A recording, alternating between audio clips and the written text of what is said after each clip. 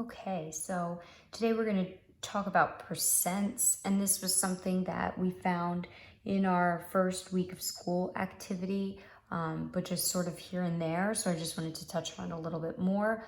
And I'm actually going to show you the way that I like to do percent problems was actually shown to me by students. So I think that might be helpful for you to know, this is something that your peers found to be helpful. And I have very much felt that it is effective. So hopefully you'll feel the same and you'll enjoy these problems. So really just like a formula for you that you do have to know, but it is probably something you've seen before and it's fairly easy to remember. It doesn't really require much. And we like to give you a lot of the formulas anyway, so most likely you would have this at your disposal when taking assessments. This does correspond to section 2.9 in your textbook, so I am going a little bit out of order here, but again, just because this is going to sort of mimic solving equations a little bit for you. So we're actually going to write a proportion, which is a topic that we're going to talk about in a couple videos to come. But it's a very simple proportion, so I think you know how to solve it. And then that can also help us when we do the more complicated proportion problems in 2.7. So it's is over of equals percent over 100. A proportion is just when a fraction equals another fraction, right? And we solve proportions by cross multiplying. Again, this is all stuff that you should know. So the first couple chapters here, everything's sort of intermingled. But it's going to be a very simple proportion to solve. So basically what you're going to do is you're going to take the words in the problem and associate a certain number with the word is, a certain number with the word of, and the percent number should have a percent sign next to it. So that should be easy. So if you look in problem number 1, I give you one of each kind. What is, so when I see that together, that tells me I don't know what the is number is. I don't know what number is going to go in that first position because that's the value I'm looking for. What is, okay, so I'm going to use an X for that. Then I have 60%, so that's going to be my percent number. And then look, of 80. So because that 80 and of are right near each other, that's my of number. So I'd go to build my proportion. Is, which I don't know, so I'm going to use an X, over of was right next to the number 80, equals percent 60 over 100. So I've set up my proportion using just the language in the problem for is over of equals percent over 100. And I'm going to cross multiply. And again, we'll talk about this more when we do proportions.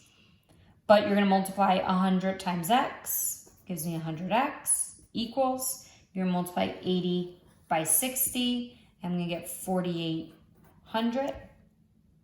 And now I have a very easy one-step equation to solve.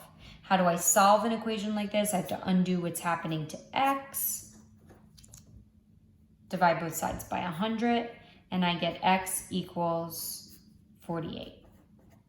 So what that means is 48 is 60% of 80. And I like to do that at the very end of all of my problems because I think, again, like we talked about in previous videos, if I can check my work without just looking through, right? If I set it up wrong, but I solved it properly, I'm not going to be able to identify a mistake because I'm just going to look at the work and all the work is correct. But the first thing I wrote was wrong. I'm not going to be able to know.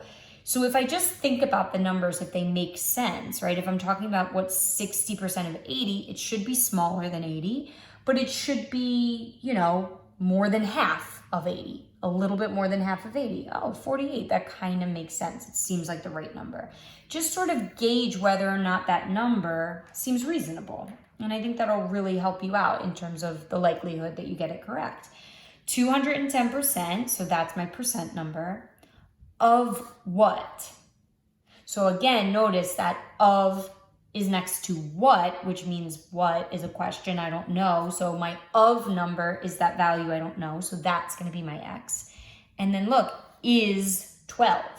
So because 12 is right next to that is, that's going to be my is number. So is 12 over of x equals my percent, 210 over 100.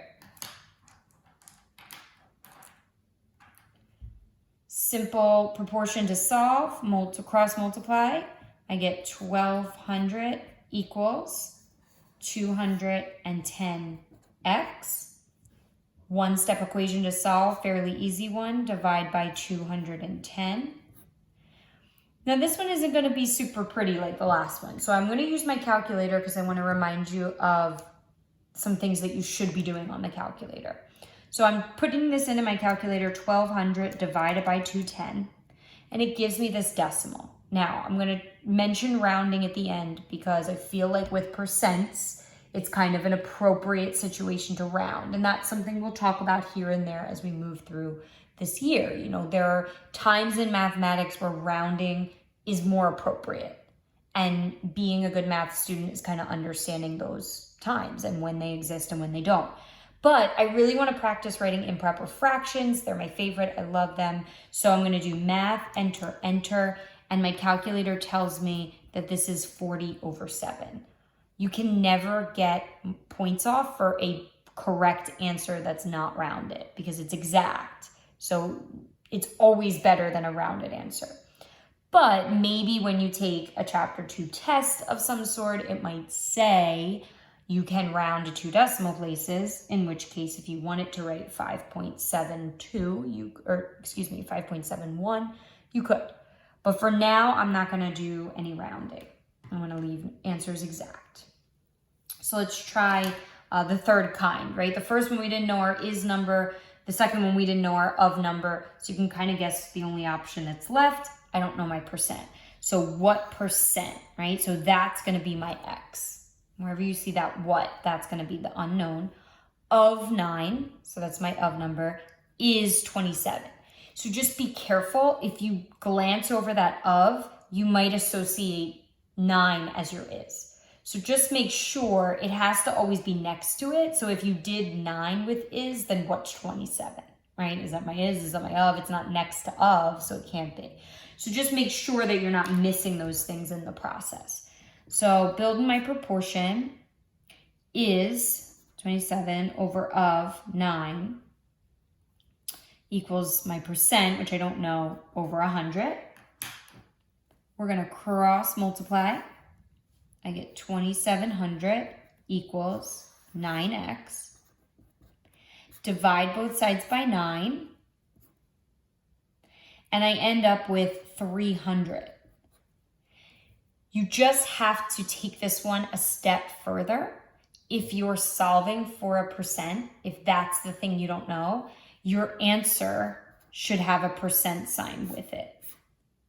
It's like a word problem and you leave off the units, right? So when it says what percent of 9 is 27, you should say 300%. That would be proper.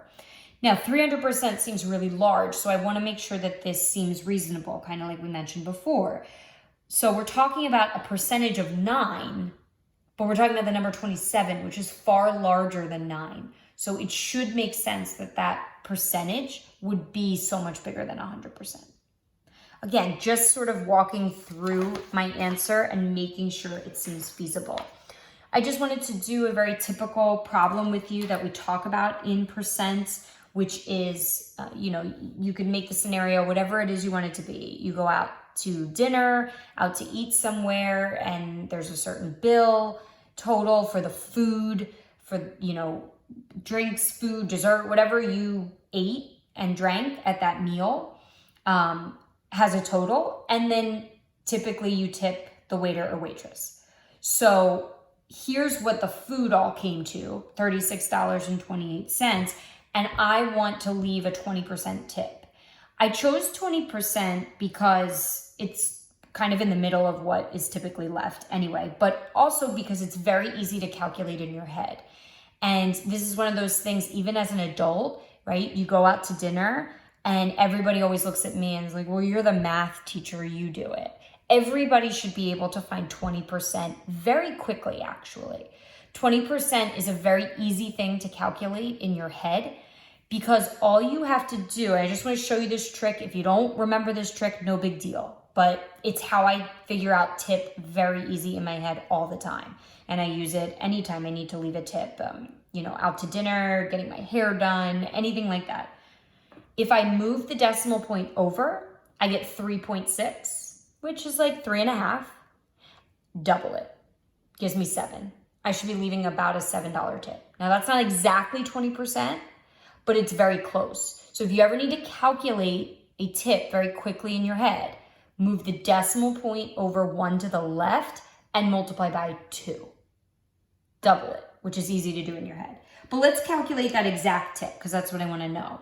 So this is where students struggle, this type of problem, because they don't see the words is and of anymore. I should still be thinking about setting up this proportion. So let's do at least what we know so far, okay? The 100 is there all the time, and I want to leave a 20% tip, so that's obviously going to be 20 over 100, okay? I want to figure out 20% of the bill. So the bill total, the 36.28, has to always be the of. So in any tip problem, whatever you're finding that 20% of, or whatever the percentage is, 18, 22, 30%, it was a really great meal, I don't know. It's always that of number, and you're looking for the is. That's where the tip amount will be. So I set up my proportion, I cross multiply, I get 100x equals, and I'm going to start to need my calculator here because the numbers are going to get larger. So I take my 36.28 and I multiply it by 20. I have my very easy one-step equation to solve. Divide both sides by 100.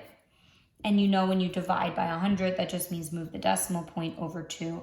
So I'll do it on the calculator because I just want you to see the number there before I write it. We're talking money, so you should round.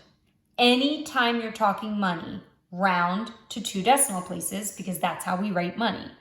So this would be $7.26. So notice, if you remember from before, my trick of move the decimal point over and double, even if you double 3.6, you can probably double 3.6 in your head, right? Because you can double 36 in your head. But even if I like to kind of always go to the nearest number or half. So if it's, 3.8, I might make it 4 and then double 4 and say, okay, my tip is $8. But it's just a very easy trick, and that way you can seem like a genius when, try that with your parents, and it might be really cool. It might be like, wow, that's awesome. You're really learning something.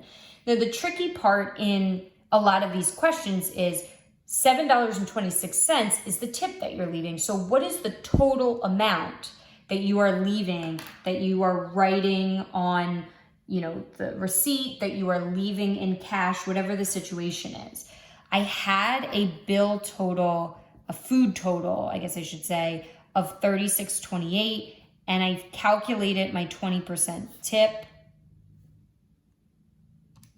And you just want to be careful. You had that rounded answer, so you can use that rounded answer, although you probably shouldn't, but this would be your total bill. So just be careful if a question like that pops up on a quiz or a test. Put yourself in the situation, pretend you're actually there, right? Because that'll really help you to kind of rationalize that answer. Some students do this problem and they say, I'd leave $7.26. Nobody would actually think that that's what they're leaving as the bill. It's less than what the food costs. So that person's not really thinking about the situation. They're just finding 20%, thinking they're done and moving on. So I just made this note about rounding because, again, I just wanted to comment, with money, you're always rounding, whatever these numbers are, but you're rounding to 2 decimal places, right? 2 numbers after the decimal point, following those regular rounding rules. Other percent problems, if you can leave them exact, you probably should get comfortable with that math, enter. But if not, follow the directions on the assessment, whatever they may be.